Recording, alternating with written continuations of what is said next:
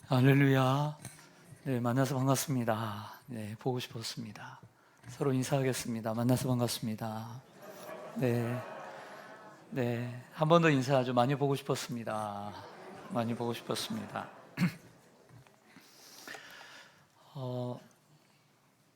로마 감옥에 있던 사도 바울에게 에바브라라고 하는 사람이 찾아와서 골로새, 소아시아에 있는 골로새 교회 소식을 전했습니다. 에바브라가 골로새 사람들에게 복음을 전할 때 그들이 복음을 듣고 하나님의 은혜를 깨달은 날부터 믿음과 사랑과 소망이라는 열매를 맺어 자란다는 기쁜 소식이었습니다.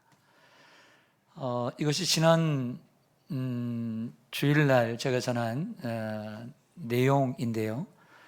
이러한 자세한 내용은 주보 한쪽에 기록되어 있는 설교 요약과 그리고 여러분들 설교 영상을 통해서 다시 볼 수 있습니다.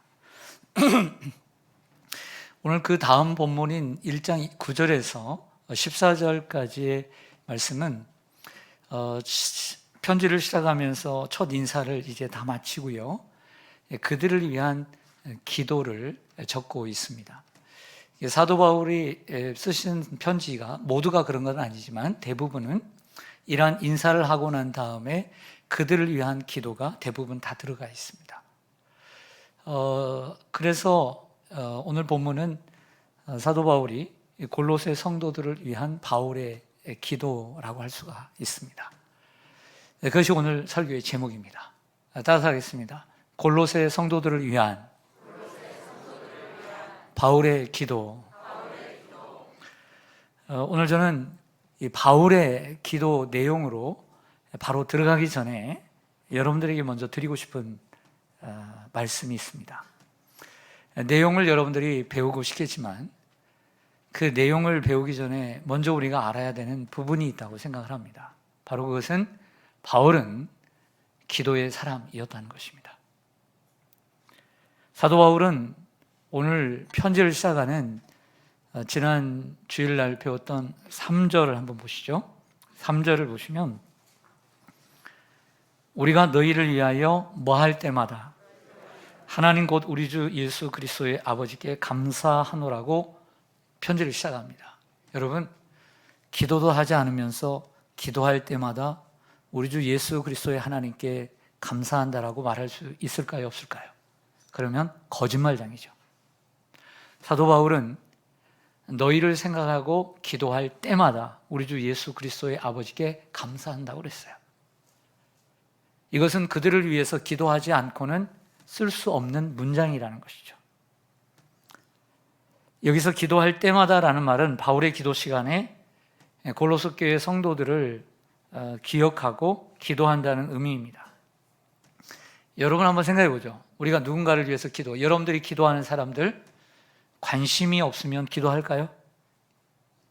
관심이 없으면 기도할까요? 여러분들 성가대원들을 위해서 서로 기도하세요? 근데 이름을 다 불러가면서 기도하는 사람은 몇 안 돼요.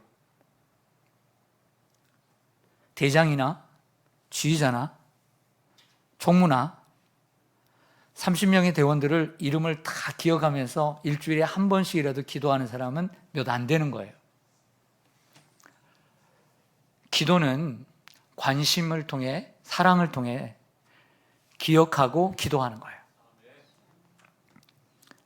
사도 바울은 항상 성도들의 필요에 관심이 많았어요.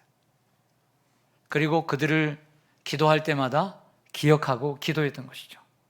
절대적이지는 않습니다만은 우리가 누군가를 위해서 기도한다는 것은 관심과 사랑이 있다는 뜻이고, 누군가를 위해서 기도하지 않는다는 것은, 아예 않는다는 것은 관심과 사랑이 없다는 의미이기도 합니다.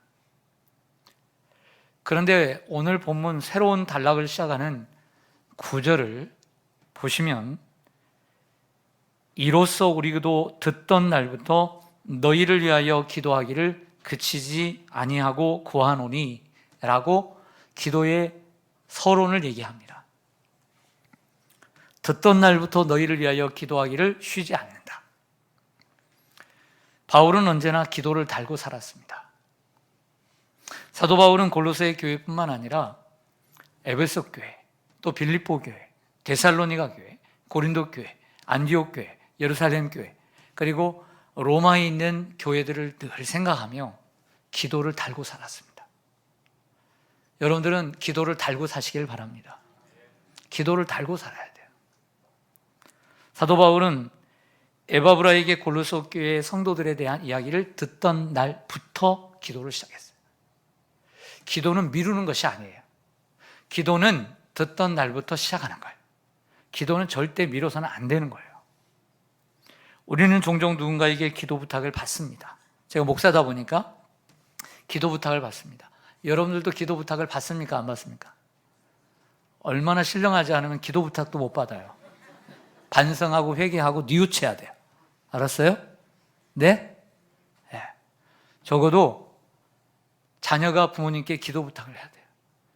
그리고 자녀가 믿음이 더 좋으면 기도를 더 많이 하면 부끄럽지만 그 자녀에게라도 딸에게라도 아들에게도 기도 부탁을 하세요. 기도는 함께 하는 거예요. 그리고 너무 부끄러워서 하고 싶은데 못한다. 그 장벽도 깨야 돼요. 자녀가 엄마에게, 권사님에게 기도 부탁을 하고 싶은데 말이 안 나와. 이 장벽도 깨야 돼요. 마음으로만 갖지 말고. 그리고 저는 상담을 하면서 또 어려운 이야기를 들으면서 저도 모르게 습관이 돼서 이런 얘기를 자꾸 합니다. 저도 기도하겠습니다. 저도 이렇게 기도하는. 그 다음에 잊어버릴까봐 저희 기도의 노트가 여러 장인데 맨 앞줄에 맨 위에 기도 노트가 올라갑니다. 그리고 응답되어지면 삭제를 합니다. 너무 많아지면 또 그 기도의 분량이 많아서 질서정연해지도 않고 정리하는 것은 빼야 됩니다. 여러분 누군가에게 기도를 해주겠다고 하고 기도를 부탁을 받으면 여러분 꼭 약속을 지키고 기억하고 기도해 주시기를 바랍니다. 사도 바울이 기도하기를 또한 그치지 않았다라고 했습니다.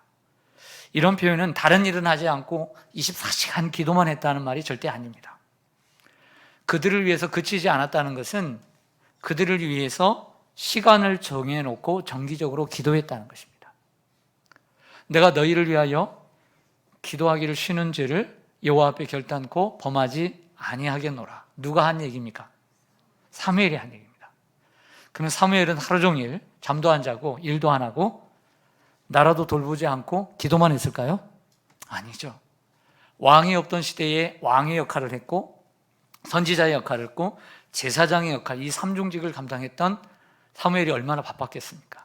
하지만 기도의 시간을 정해놓고 정기적으로 기도할 때 너희들을 위해, 백성들을 위해서 기도하는 이 쉬는 죄를 하지 않겠다, 범치 않겠다는 약속인 것이죠.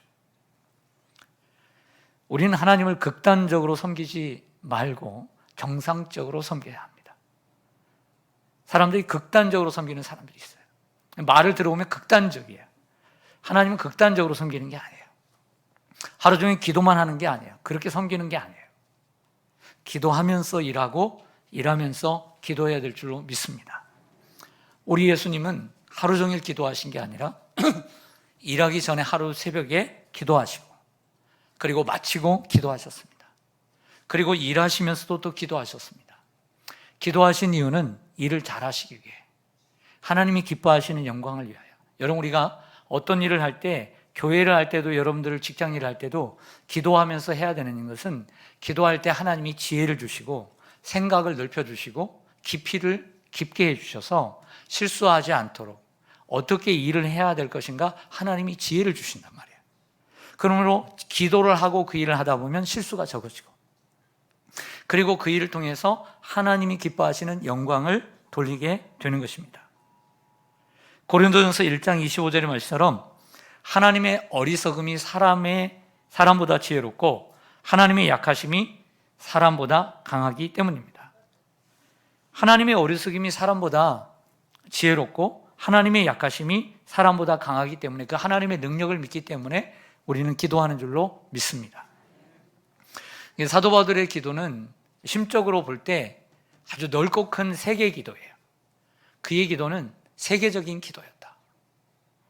골로새 교회는 사도 바울이 개척한 에베소 교회나 빌립보 교회나 고린도 교회처럼 자신이 개척한 교회도 아니고 목회한 교회도 아니고 그리고 그들의 얼굴도 본 적이 없어요. 그런데 그들의 소식을 듣던 날부터 그리고 그들을 위해서 기도하기를 쉬지 않고 기도를 합니다. 왜? 그들이 복음을 듣고 하나님의 은혜를 깨닫고 그리고 믿음과 사랑과 소망이 열매를 맺어 자라기 때문에. 더더욱 사도 바울의 입장은 어떻습니까? 여러분, 제가 목회가 잘 안 되는데 목회를 잘하는 목사님들의 얘기를 들으면 살짝 기분이 나빠지고 그리고 안 좋고 속이 좁아질 수 있을까요? 없을까요? 여러분들이 사업이 잘 안 되는데 사업 잘 되는 친구 얘기를 들으면 기쁘기만 합니까? 아니면 속이 좁아집니까? 좁아지죠. 사도 바울은 감옥에 있습니다. 열심히 누구보다도 복음을 열심히 전했는데도 죄수의 몸이 되었습니다. 근데 그런 상황 가운데서도 교회들의 기쁜 소식을 듣고 얼마나 기뻐했는지 몰라요. 사도 바울의 기도는 이기적인 기도가 아니라 이타적인 남을 위한 기도였던 것이죠. 사도 바울은 항상 성도들의 필요에 관심을 갖고 기억하며 기도했습니다. 그리고 철저하게 기도의 사람이었습니다. 그는 기도가 삶이었고 삶이 기도였습니다. 사랑하는 시온산교회 성도 여러분, 영적 지도자의 첫 번째 책임과 의무, 책무는 기도입니다. 영적 지도자의 책임과 의무, 책무는 첫째, 기도입니다. 이걸 바울이 가르쳐줘요. 바울은 성도들을 섬기고 교회를 섬길 때 항상 1장 3절에서 내가 너희의 소식을 듣던 날부터 기도하기를 시작했다 그랬어요. 오늘도 너희가 너희를 위하여 생각할 때마다 내가 쉬지 않고 기도를 그치지 않고 기도하기를. 항상 하나님의 사람은 기도의 사람이 되어야 됩니다. 맡은 양떼들을 위해서 기도할 때 양떼들을 돌볼 수 있는 자격이 생겨지는 것이죠. 만일 여러분이 지도자의 자리에 있다면 기도해야 합니다. 구역장이 구역원들의 필요를 위해 정기적으로 기도하지 않는다면 어찌 신실한 구역장이겠습니까? 기관장이 회원들의 필요를 위해 기도하지 않는다면 어찌 성공적인 기관장이 되겠습니까? 교사는 학생들을 위해 기도하고 목사는 성도들의 필요를 위해 기도하고 장로는 목사와 교회와 성도들의 필요를 위해서 기도하고 부모는 자녀를 위해 기도해야 합니다. 기도가 자랑이라는 뜻이 절대 아닙니다. 기도는 자랑이 아닙니다. 기도는 그 일을 이루기 위해 가장 먼저 꼭 해야 하는 기본이라는 말씀을 드리는 거예요. 기본이다. 여러분, 기본에 충실한 여러분들 되기를 간절히 소망합니다. 아, 잘됐다. 나는 그렇게 기도하니까 구역장 안 하는 거지. 이렇게 생각하면 안 되는 거예요. 예? 그렇게 극단적으로 신앙생활을 하면 안 되는 거예요. 그래, 나도 구역장이 되어서 구역장이 되면 구역원들을 위해서 열심히 기도하는 사람이 돼야지. 나는 구역장이 아니니까 구역원들을 위해서 기도할 필요가 없네. 그런 극단적인 생각을 하지 말고 내가 비록 권찰이라도 내가 권찰과 구역장이 아니더라도 내게 줄로 재어주신 포함시켜주신 이 구역 식구들을 위해서 기도해야지. 적어도 일주일에 한 번씩은 그들의 이름을 부르며 기도해야지. 이런 마음을 가질 때 건강한 성도가 되고 그 성도가 성숙한 성도요, 구역원에 대해서 진실로 관심과 사랑을 갖는 성도인 줄로 믿습니다. 자, 이제 두 번째로 본격적으로 그러면 바울이 골로새 교회 성도들을 위해서 무엇을 기도했을까를 생각해 보고자 합니다. 저는 여러분들을 위해서 기도할 때 뭘 위해서 기도할 것 같아요? 제가 월요일 날은 장로님들을 위해서 기도합니다. 가정들을 위해서, 또 화요일 날은 안수 집사님들 모든 식구들 손자까지 다 기도합니다. 또 다른 기도 제목도 있죠. 근데 제가 뭘 기도할까요? 궁금하지 않습니까? 자, 반대로 여러분들은 교회를 위해서 어떤 기도를 합니까? 그리고 자녀들을 위해서 기도할 때 여러분들의 기도의 제목은 무엇입니까? 한번 비교해 보시기 바랍니다. 자, 오늘 본문의 내용을, 기도를 제가 볼 때 두 가지 구조, 패턴으로 준비를 했습니다. 첫 번째 구조를 보여드릴게요. 오늘 1장 9절에서 12절까지의 바울의 기도를 이렇게 하나씩 하나씩 분리를 했습니다. 쉽게 이해할 수 있도록 분리를 한 기도, 6가지 기도로 볼 때 이렇게 나눕니다. 제가 하나 하면 여러분들이 기도하는 마음으로 기도를 해보세요. 그리고 어떤 내용인지를 한번 생각하면서 하시길 바랍니다. 자, 하나, 둘, 셋, 넷, 다섯, 여섯. 아멘. 하나님의 뜻을 아는 지식으로 충만해지게 하시고 주께 합당하게 하여 범사의 주를 기쁘시게 하소서. 모든 선한 일, 착한 일을 이래 열매를 맺게 하시고 하나님을 아는 것에 잘하게 하시고 주님의 능력을 힘입어 기쁨으로 어려운 일이 있을 때 견디고 오래 참게 하소서. 아버지 하나님께 감사하게 하소서. 자, 이렇게 나누는 구조의 장점은 아주 간단하다는 것입니다. 간결하고 하나씩 하나씩 나누니까 이해하기 쉽고. 근데 두 번째 구조를, 패턴을 보겠습니다. 사실은 이게 더 성경적입니다. 사도 바울의 기도의 패턴은 이렇다라고 볼 수 있어요. 뭐냐면 6개의 기도로 나누는 것이 아니라 하나의 연관된 하나의 기도로 보는 것입니다. 이것이 헬라어 본문에 맞는 기도입니다. 자, 하나의 연관된 기도를 3단계로 볼 때 첫 번째는 주님께 합당한 삶을 위한 기도라고 할 수 있습니다. 기도의 도입 부분이 있었습니다. 너희를 위하여 기도할 때마다 내가 쉬지 않고 너희를 위하여 간구한다라고 했습니다.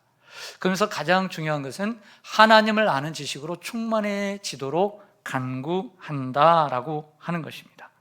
자, 이것이 기도의 제목입니다. 2번이 하나님을 아는 지식으로 지혜와 총명으로 충만하게 해 주시옵소서. 이게 기도의 제목이에요. 자, 1번에 3번 주님께 합당하게 행하는 것, 그래서 주님을 기쁘시게 해드리는 것, 이것이 기도의 목적입니다.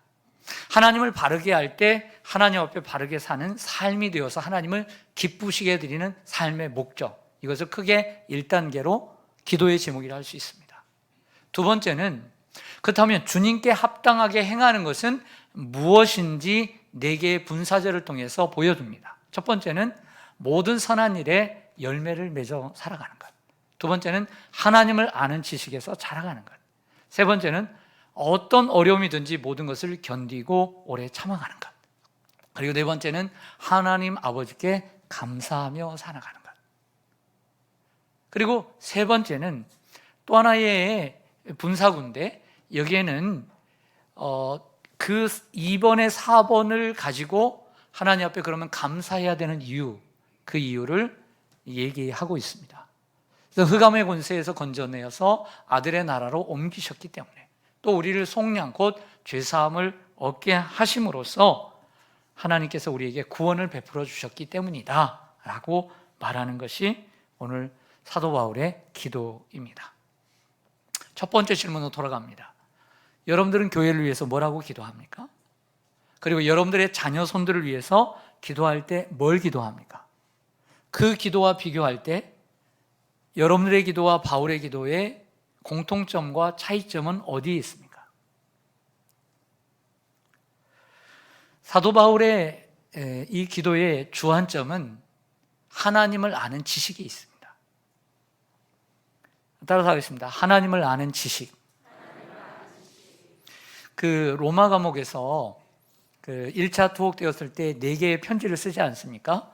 그게 에베소서, 빌립보서, 골로새서. 그리고 골로새 교회에는 빌레몬서라고 하는 편지를, 개인 편지를 하나 더 넣습니다. 그러니까 4개의 편지를 세 교회에 보내게 되는 거죠. 자, 세 교회에 편지를 할 때마다 아주 공통된 패턴이 있습니다. 그것은 초반에 다 기도가 있다는 것인데, 그 사도 바울의 그 13개의 서신에 보면 성도들에게 말하는 내용만 있는 것이 아니라, 권면하는 내용만 있는 것이 아니라 그 편지에 하나님께 기도하는 기도의 내용이 있습니다. 그 아더 핑크라고 하는 신학자는 이 사도 바울의 기도만을 모아서 바울의 기도라고 하는 이렇게 두툼한 책을 냈습니다. 저는 이 책을 다 읽었습니다. 얼마나 은혜스러운지 몰라요. 서신 속에는 성도들을 위한 바울의 기도가 있고 그 기도만을 또 모아두고 있는 것을 보게 됩니다. 자, 에베소서 1장 17절을 보시죠. 에베소서 1장 17절을 보면 여러분들 얼굴 나와서 깜짝 놀랐죠, 지금. 네. 에베소 1장 초반에도 보면 우리 주 예수 그리스도의 하나님 영광의 아버지께서 지혜와 계시의 영을 너희에게 주사 누구를 알게 하시고, 바울의 기도의 제목은 너희들 잘 먹고 잘 살고 사업 잘 되고 건강하고 이런 기도가 대부분 없어요. 그런 기도. 먼저는 하나님이 지혜와 계시의 정신을 주사 하나님을 알게 하시고. 자, 빌립보서로 보게. 빌립보서 1장 9절에도 보면 내가 기도하노라, 기도잖아요. 너희 사랑을 지식과 모든 청명으로 점점 더 풍성하게 하사 너희로 지극히 선한 것을 분별하며.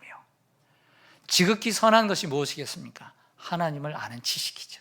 자, 오늘 빌립보서 1장 골로새서 1장 9절에도 보면 너희로 하여금 모든 신령한 지혜와 총명의 하나님의 뜻을 아는 것으로 채우게 하시고. 여기에 채운다는 단어는 충만이라고 하는 골로새서의 대표적인 단어와 똑같은 헬라어를 쓰고 있습니다. 사도 바울은 성도들의 의식주 문제나 자녀 문제 혹은 사업의 성공과 건강 문제를 기도의 주안점으로 두지 않고 있습니다. 도리어 신령한 지혜와 총명으로 하나님의 뜻을 아는 것을 간절히 구하는 것을 알 수 있습니다. 왜일까요? 왜일까요? 아니, 사업이 성도들 잘 되고 건강하고 또 자녀들까지 성공하고 출세하고, 왜 이런 기도를 하지 말라는 것이 아니라, 이런 기도를 하지 말라는 것이 아니라 이것보다 더 다른 하나님을 아는 지식이 왜 주안점이 되었느냐라고 하는 것이죠. 만약 우리가 의식주 문제가 해결되고 자녀가 출세하고 사업에 성공하고 몸이 건강하다고 해서 하나님의 뜻에 합당하게 살아간다고 보장할 수 있을까요? 없습니다. 우리가 하나님을 알고 하나님의 뜻을 알아 살아갈 때 하나님 앞에 합당한 삶을 살아가게 되고 그 삶이 하나님을 기쁘시게 해드리는 것입니다. 그 삶은 당연히 선한 열매를 맺는 것이고 하나님을 더욱더 아는 것을 잘하는 것이고, 그리고 범사의 하나님 옆에 감사하는 것이고, 우리의 삶에 주어지는 여러 가지 환난과 그리고 고난 앞에서 견디고 오래 참는 것입니다. 사도 바울은 이런 기도를 하고 있습니다. 세상 지식을 많이 쌓고 돈을 많이 벌고 성공하고 건강하다고 해서 하나님께 합당한 삶을 살아가는 것이 아닙니다. 그래서 하나님을 뜻을 아는 영적 지식이 우리에게 필요한 것입니다. 영적 지식이 바르게 있을 때 그 지식을 바탕으로 삶을 살아가게 되고 그 삶의 열매들을 통해 하나님께 기쁨이 되기 때문입니다. 그것이 하나님께서 우리를 만드신 모습대로 살아가는 것이기 때문이죠. 제가 어떤 예화집을 보니까 이런 기도가 있었어요. 하나님께서 들어주실 수 없는 기도. 어떤 기도일까요? 하나님께서 들어주실 수가 없대요. 들어보세요. 첫째, 과음, 과식하면서 위를 보호해 달라는 기도. 우리 사람은 140%까지 먹는 데잖아요. 위에 140%, 돼지는 80%까지밖에 안 먹는데. 자, 두 번째, 과로하면서 건강하게 해달라는 기도. 하나님이 안 들어주세요. 세 번째, 과속하면서 안전하게 해달라는 기도. 네 번째, 과소비하면서 부자 되게 해달라는 기도. 어떤 뉴스를 보니까 이처럼 경제가 어렵고 고금리 상황 가운데 이런 상황에는 가장 지혜로운 것은 소득이 늘지 않기 때문에 불필요한 사제품이나 꼭 필수품만을 사용하고 낭비하지 않는 지혜가 국민들에게 필요하다. 이런 뉴스를 들으면서 맞구나. 이처럼 소득은 같고 이율은 높고 그리고 물가는 오르는 이러한 상황 가운데는 검소하게 살아가는 것이 이 시대를 이기는 길이구나. 뉴스를 통해서 제가 배운 겁니다. 과소비하면서 부자 되게 해달라는 기도. 하나님 안 들어주세요. 다섯 번째는 공부를 죽어라 하라면서 합격하게 해달라는 기도. 여러분, 저는 이 예화를 보면서 반대로 한번 만들어 봤습니다. 한번 타당한지 한번 검증해 보십시오. 건강하기를 원한다면 과음, 과식, 과로하지 말고 운동하시기 바랍니다. 안전하기를 원한다면 운전 법규를 철저히 잘 지키시기 바랍니다. 부자 되기를 원하신다면 열심히 일하고 전략하시기 바랍니다. 좋은 대학에 진학하기 원하신다면 제발 공부 좀 하시기 바랍니다. 자, 여기서 조건 하나 달겠습니다. 이것이 여러분들에게 수긍이 안 될 수도 있는데 기도하지 말고,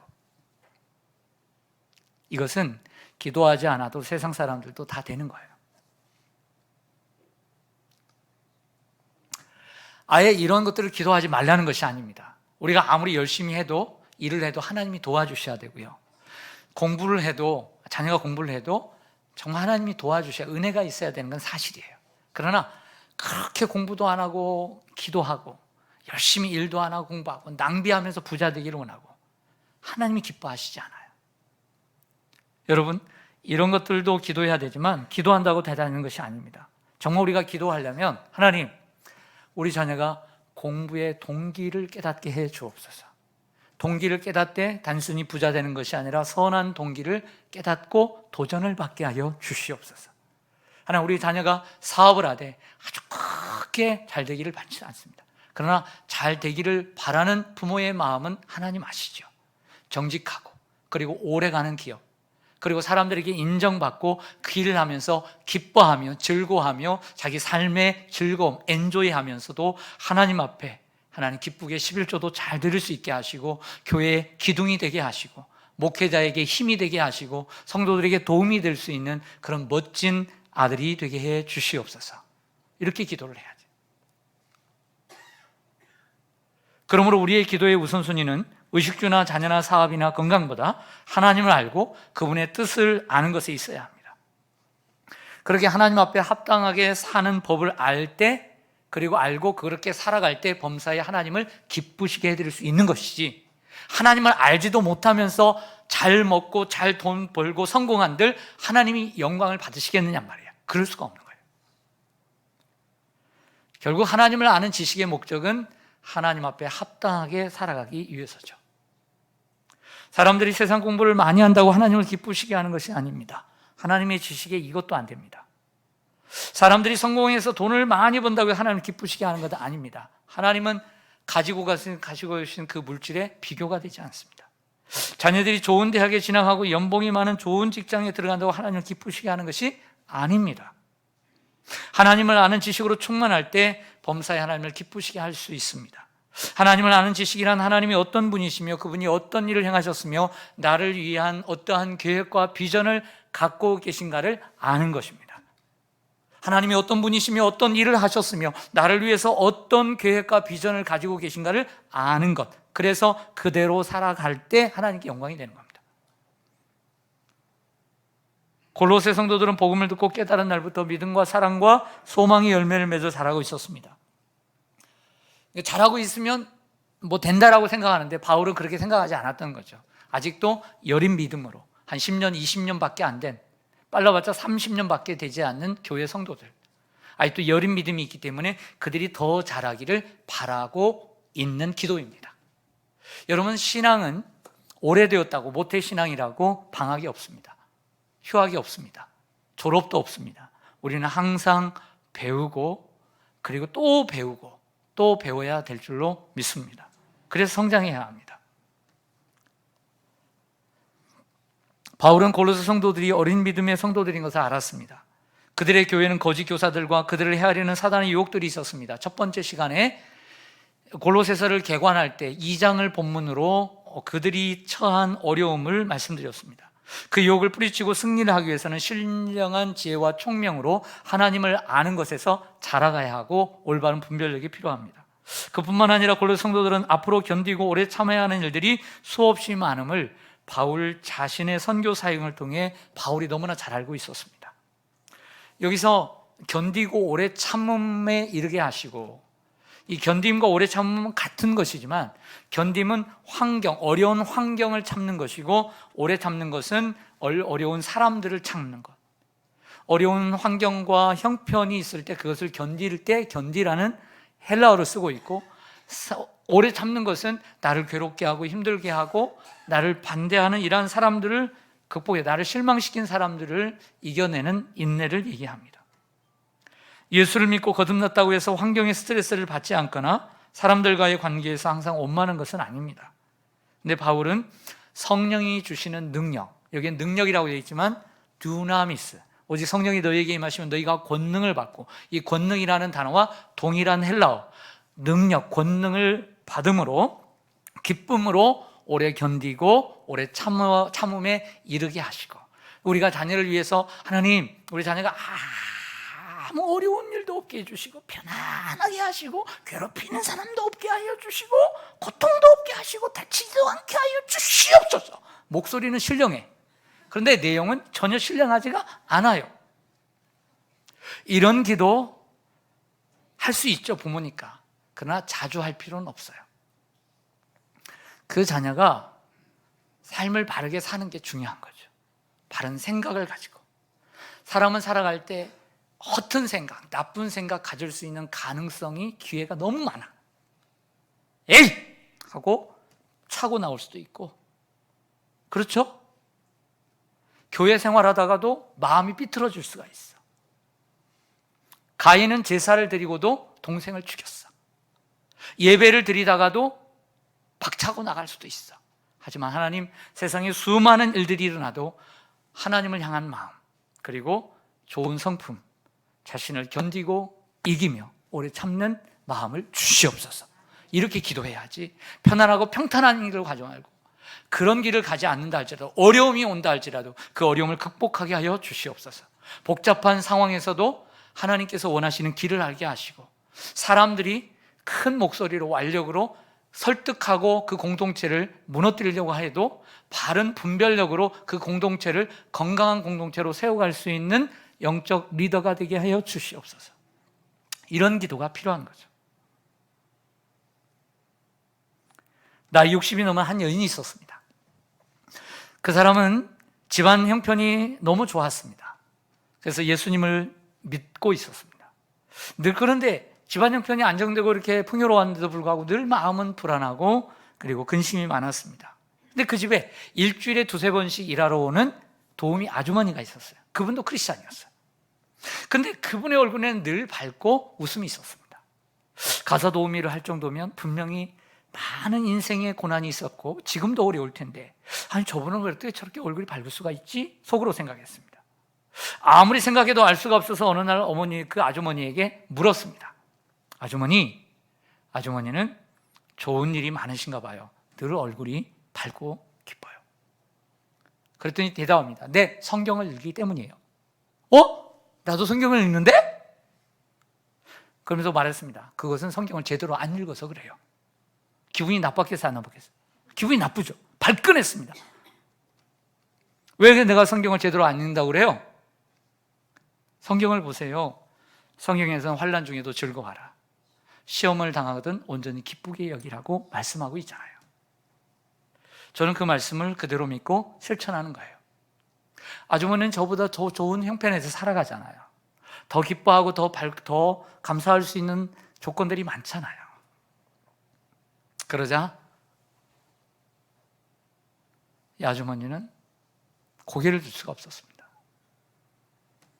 이 가사 도우미는 하나님의 말씀을 읽기만 하는 것이 아니라 진정으로 그 말씀을 믿고 실천하였습니다. 결국 신앙생활은 하나님의 말씀을 듣기만 하는 것이 아니라 그것을 듣고 실천하는 것입니다.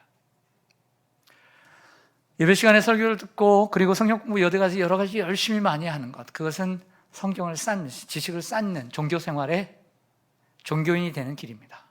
하나님의 말씀을 하나라도 실천하는 것이 중요합니다. 제2차 세계대전과 한국전쟁의 영웅이 된 더글라스 맥아더 장군을 아실 것입니다. 그가 전쟁터에 나가면서 자녀를 위해서 기도했다고 전해집니다. 어떤 글을 보면 그의 외아들이었다라고 얘기하고 다른 글에는 나와 있지 않습니다. 제가 정확한지 몰라서 그 말씀 못 드리겠습니다. 근데 자녀를 위해서 기도했다고 전해지는 자녀를 위한 기도문은 여러분들이 많이 듣고 또 인터넷상에서 보고 또 어떤 분은 액자로 여러분 집에 걸어놓기도 했을 것입니다. 제가 기도할 때 여러분 기도하는 마음으로 한번, 자녀들을 위해서 기도하는 마음으로 한번 들어보시길 바랍니다. 오 주여, 이런 아들로 세워주소서.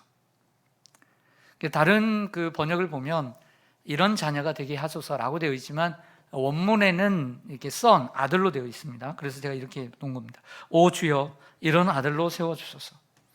약할 때 자기를 잘 분별할 수 있는 힘과 두려울 때 자신을 잃지 않을 용기를 가지고 정직한 패배에 부끄러워하지 않고 태어나며 승리에 겸손하고 온유할 수 있는 사람이 되게 하소서.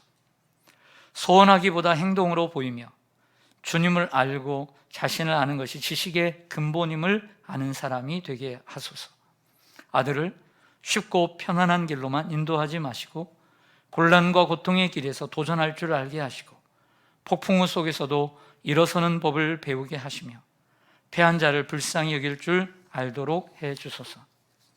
그의 마음은 청결하고 목표는 높게 하시고 남을 다스리기 전에 자신을 먼저 다스리게 하시며 미래를 지향하는 동시에 과거를 잊지 않게 하소서. 그리고 이 모든 것이 이루어진 후에도 넉넉한 유머 감각을 더해 주셔서 늘 진지함을 잃지 않으면서도 너무 심각한 사람이 되지 않기를 기도합니다. 그에게 겸손함을 주셔서 참으로 위대한 것은 소박함이 있고 참된 지혜는 열린 마음이 있으며 참된 힘은 온유함에서 나온다는 것을 항상 잊지 않게 하소서. 그리하여 그의 아버지인 저는 헛된 인생을 살지 않았노라고 나직이 속삭이게 하소서. 네, 이런 기도입니다. 성도 여러분, 메가더 장군은 자녀의 평안과 그리고 성공과 안정을 기도하지 않습니다. 도리어 자녀가 살아가면서 맞닥뜨려야 되는 수많은 일들 앞에서 어떻게 그 일들을 감당해내야 되는지 그 감당할 수 있는 능력을 갖추어 달라고 기도하고 있습니다. 어찌 보면 우리가 우리의 자녀들에게, 하나님 공부를 하는 자녀들에게는 하나님 원하는 대학에 진학하게 하여 주시옵소서, 하나님 건강하게 해주셔서 꾸준히 끝까지 하나님 시험 보는, 정시를 보는 그 시간까지 함께하여 주옵소서 라고 기도할 수 있습니다. 그런데 여러분, 우리가 자녀들 또 사업을 하고 또 일을 하고 직장을 취업을 하고 하나님 좋은 직장에 주시옵소서, 이번에 도전하는데 결과가 좋은 합격이 이 소식이 있게 해 주옵소서, 이렇게 기도합니다. 그러나 때로는 이렇게 기도해야 할 줄도 압니다. 담대하게 하나님 최선을 다해서 기도합니다. 하나님 공부합니다. 좋은 결과 있게 해 주옵소서. 그리 아니하실지라도 실망치 않게 해주시고 하나님의 뜻이면 이루어 주시고 아니면 다른 길로 허락하여 주셔서 우리 자녀가 낙심하지 않고 하나님이 예비하신 좋은 길로 인도하여 주시옵소서. 이렇게 기도하는 담대한 부모가 되어야 되지 않겠습니까? 부모로서 솔직히 우리의 자녀들이 잘 되기를 바라는 마음은 변함이 없습니다. 하지만 세상적인 수많은 성공에 비해 하나님을 아는 지식이 없다면 저는 절대 바꾸지 않을 것입니다. 도리어 가난한 자식이 더 나을 것입니다. 바울의 기도와 메가더 장군의 기도는 우리 자신을 위해서 기도할 때, 또 우리 자녀를 위해서 기도할 때, 그리고 우리 교회 성도들을 위해 서로 기도할 때 우리가 어디에 주안점을 두고 기도해야 할지를 잘 가르쳐주고 있습니다. 오해는 하지 마십시오. 그렇다고 그들의 건강이나 그들의 사업이나 그들의 자녀들을 위해서 기도하지 말라는 것이 아닙니다. 그러나 너무 성공하고 잘 되고 잘 먹고 잘 되기를 만을 기도하지는 말라는 것입니다. 극단적이 되지 말라는 거예요. 정상적이 돼야 된다는 것이죠. 사랑하는 성도 여러분, 저는 오늘 바울의 기도의 제목과 내용을 함께 보면서 여러분들에게 조금 도전을 드리고 싶었던 것은 저 자신부터 내 기도가 조금씩 선회되고 그리고 하나님이 원하시는 기도의 모습으로 바꿔줘야 되겠다. 그런데 이렇게 바뀌어지는 것이 하루아침에 안 돼요. 왜 그런 줄 아세요? 오른손만을 쓰는 사람은 왼손 쓰기가 힘든 거예요. 우리는 항상 그렇게만 기도해 왔어요. 그러니까 한 번 그렇게 기도한다고 해서 내 기도가 하루아침에 다 바뀌어지질 않아요. 이해가 되죠?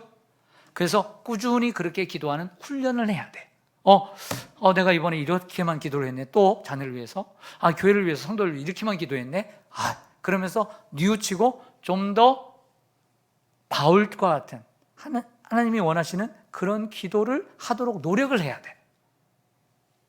솔로몬이 기도할 때 지혜를 달라고 그랬어요. 백성을 잘 다스릴 수 있는 자기를 위한 것이 아니라 남을 위해. 그것이 하나님의 마음에 맞았기 때문에 구하지 아니한 것들까지도 주셨어요.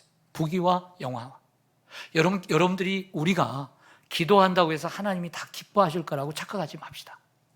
하나님이 기뻐하시는 기도를 드리도록 노력해야 돼요. 할렐루야. 그러면 하나님의 마음에 맞으면 하나님이 이루시고 그 이상의 것을 이루실 줄로 믿습니다. 이러한 하나님이 기뻐하시는 기도의 사람이 되시기를 주님의 이름으로 간절히 소망합니다. 아멘. 기도하겠습니다.